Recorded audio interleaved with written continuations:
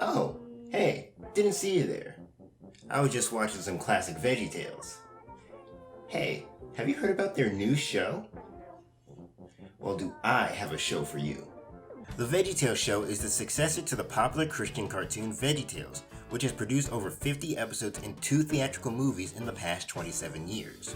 As of late, the franchise has been silent in regards to new releases. The last thing we got from VeggieTales was 2017's VeggieTales in the City, which received rather mixed reviews. All signs pointed to the series being cancelled, but in April of 2019, the VeggieTales Show was announced and it looked to be a return to form for the series.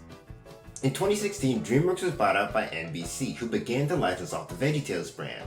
The Trinity Broadcasting Network acquired the license and managed to convince original creators Phil Vischer and Mike DeRocky to join the project.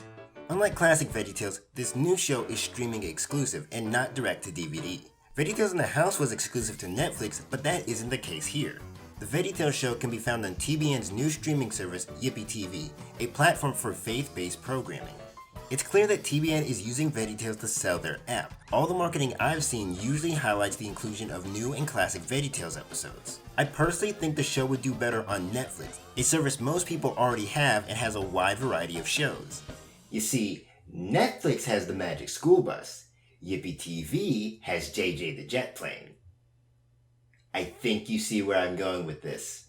Currently, the first 3 out of 26 episodes are out, so the show is very early in its life cycle.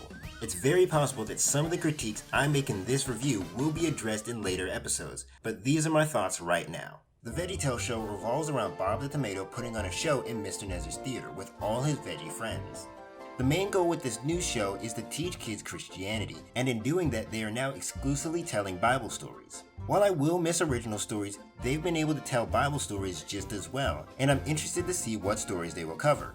So far, they've covered Jesus' birth, Abraham and Lot, and Paul and Silas. The retellings are fine, although I think the stage aesthetic is working against them. I'm very aware that these are characters playing other characters. I know this is Larry pretending to be Paul, and I know they're not really in Philippi. The old show's creative settings immersed me into the world. I believe this was David, and I believe they were in Israel. The fact that they are restricted to the stage hurts the immersion of the show. The show also likes to waste time. We get the opening setup scene, then the theme song, then another song, and then the actual story. It takes roughly 11 minutes before the main show starts. The old show we usually spend around a minute on setup and then start the show, and even when it didn't, it usually made the wait entertaining. The show visually looks great. It's refreshing to see the classic designs return. The designs of some characters have been tweaked, but for the most part they look identical. It's handled by a different studio this time, 88 Pictures, who's done stuff for DreamWorks in the past. Some animations do look a bit off, but the majority of it is great. A lot of familiar characters return, and while most feel pretty in character, Bob and Larry seem the most out of character. Larry has always been a goofy character, that's part of his charm, but here it's pushed to its extreme. They've basically done what's happened to SpongeBob, where they define a character by a single character trait, and Bob seems uncharacteristically immature.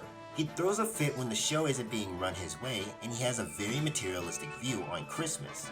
He doesn't seem like the same knowledgeable and slightly out of touch tomato I grew up with. The voice acting is another highlight. Most characters are played by their original voice actors, though some have been changed. The new actors are pretty good and sound pretty close to the originals, but the change people most likely have a problem with is Mr. Nezer. Ho, ho, ho! It's time for the show! Nezer is portrayed by David Mann of Tyler Perry fame. David's performance isn't bad, although it's very jarring when you're used to Nezer's original voice. Nezer's involvement in the show is small, and after a couple episodes I did get used to his voice. I am curious as to why Phil did not reprise his role. I've heard countless rumors saying he was uncomfortable playing the character, but I can't confirm that.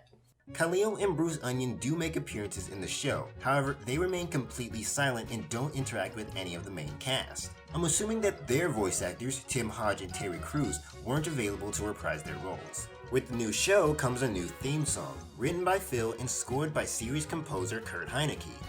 It's an alright theme song, a bit short for my taste but still decent. I didn't instantly love it, but after a few listens it grew on me.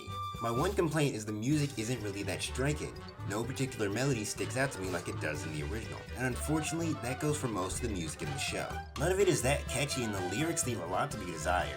This is really disappointing because the series has produced some great songs in the past, but they just seem to be lacking here.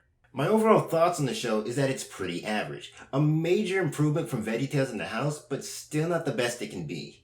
The music is mediocre and it takes far too long to get to the main story. The animation and voice acting are great, but those can only carry the show so far. I know I've been kinda harsh on the show, but believe me, I want it to succeed. The show is still early in its life cycle and has room to improve. If I could make some suggestions, I'd lengthen and flesh out the Bible stories. These are the main attractions and should be the most interesting and take up most of the runtime. I'd also move the theme song to the beginning of the episode just to get it out of the way, and I'd bring back silly songs as a regular intermission. It also might be a good idea to share verses that lead to the original Bible stories, just in case any kid wants to read more of the story. Alright, so that has been my review on the VeggieTales Show. I hope you guys enjoyed, and I thank you for watching. Bye!